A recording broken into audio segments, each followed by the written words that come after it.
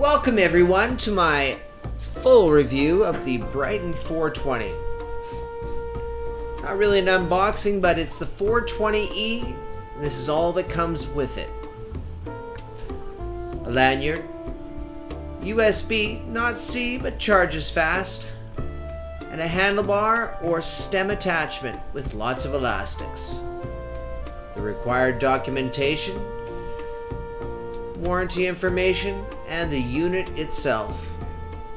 Nice unit, not too big, 60-70 grams.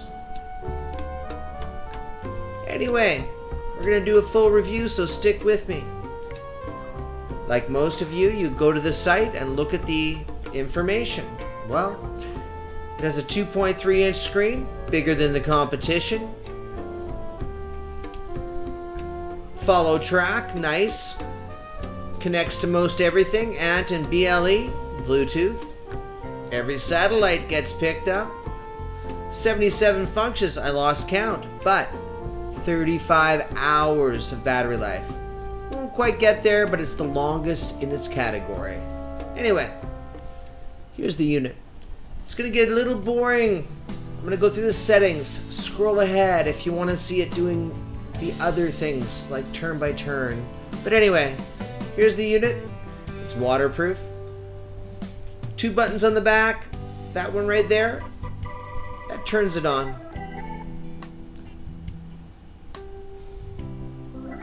Boots pretty quick. I've set my first screen to this. You can set it to anything. Back left turns on the settings. Cycling. I'm not going cycling now. Let's go back to settings. Follow track, we'll do that later. View history, all your rides, and settings. Let's go there. Rider configuration, data pages. Yeah, you got a good idea what's going on. GPS, QR code, tutorials. You can download these if you want. GPS, well, like the website said, pretty well everything. Which one am I going to use? Well, I find this one works best. So no problems there. General settings, system, backlight. Oh, you can see what I'm scrolling through. Time units, language, take English.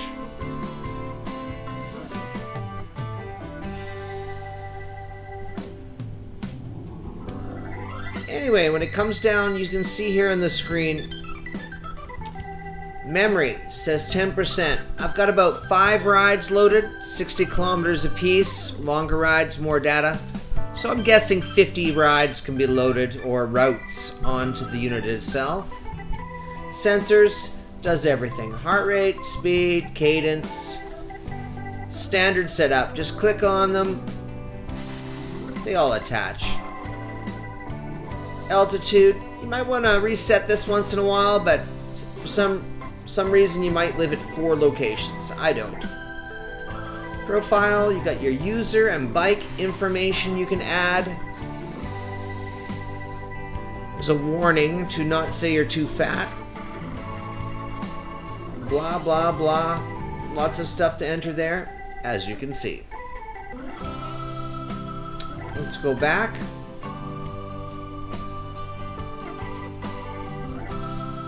You can set up to 2 bikes. I currently only have 1. Speed source, if you have a speed sensor, you can set it up to monitor that first. Anyway, that's about it. 4 main settings off the start, and they all have sub-settings. Follow track, we'll do that later. Zoom ahead if that's all you're interested in. You can delete them, modify them, whatever you want. Anyway, I've got, as I said, about 5 routes loaded to the unit itself. Pretty standard units, 5 I think I counted with my left hand, if you're looking.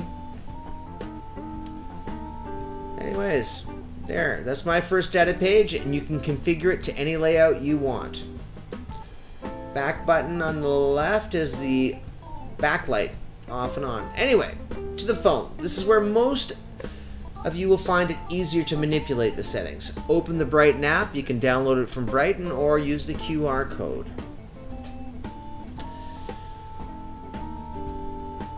I'm going to go through the settings here, so skip ahead if this is boring. I'm sure it is for most, but I'm going to do it anyway. Bluetooth enabled. Hey, it doesn't have Wi-Fi, but hey, you know what? 60-kilometer rides load in about 20 seconds, so do you need it? I don't know. Here's the main settings here. I can enable up to 5 data pages. Let me enable them all just to show you that it does work. Through the phone is easier. Anyway, there's page 1. If I want to change it on my phone, I can configure every grid to whatever I want. Even follow route. On any page, you can have your follow route functions displayed. Any setting, any grid. Nice.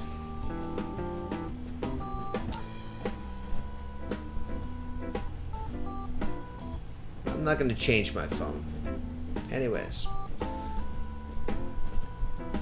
Smaller numbers of grids, well, they seem to become bigger. My eyesight's okay, not the greatest, so I will tone it back a bit and put more information on one screen. Again, up to 5 pages can be used. Every grid cell is configurable to anything. Excellent. Anyways, 5 pages, way too much for me. You can scroll through them on the left button. Boom, 2, 3, 4 is the same, 5, same, you know, you got the idea. Anyways, I only use 2 data pages and I put everything I need. I don't want to scroll a lot. If you open the follow route, the altitude page will pop up at the same time, and they will also give you 2 extra grids or cells of information to be displayed, and they can as well be configured to whatever you want. So on any page, you put anything. Anyways, to the Bryton app. Well, I don't use it for much, except once in a while I will make a route. You can also load this onto your phone. It's the same damn thing as you see in front of you.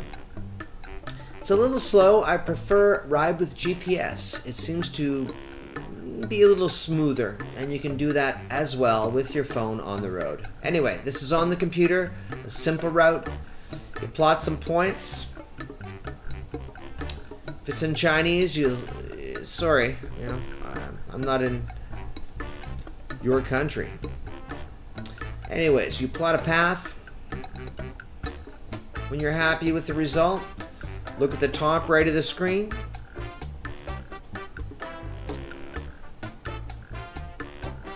Simply send it to your phone. And I'll show you later on. While you're on your phone, you can just send it to the GPS itself. There's other features in the Bryton app. I don't really use them. You may. Poke around. Shows you all your old rides. It might be easier for manipulating things. Anyway, that's the app. In a nutshell, it works. That's good. Strava, training loops, set loops. Anyway, better change the topic here. It's getting pretty boring. Here's my phone. Bryton app's on the phone as well. Loads by Bluetooth. Bluetooth is fast enough, you know, 20 seconds to do a whole ride after a ride. Load it to the phone, GPS, not a big deal. Anyway, you're on your phone. You made that quick route, as you just saw. It will appear on your phone, and to send it to the GPS unit, all you have to do is find it. I called it Testy.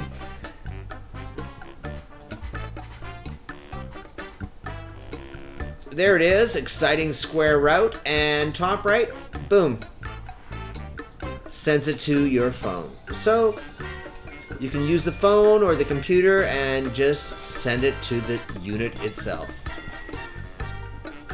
Look at the unit, hit your settings, Go down to follow track, select, view, and scroll down to the route that you have just sent to the unit itself. Hit start, it'll process, and here we go.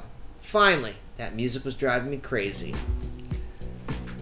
So, GPS signals, for me on an overcast day, 30 seconds, so it's acceptable. Not too bad at all. You only do it once, who cares? So let's find that testy route I was looking for. Missed it, go back. We just loaded it, boom. Okay, loads pretty quick because it's only a couple kilometers. The longer the ride, the longer the load. 60 kilometers, 20 seconds, 2 kilometers, 3 seconds. You do the math.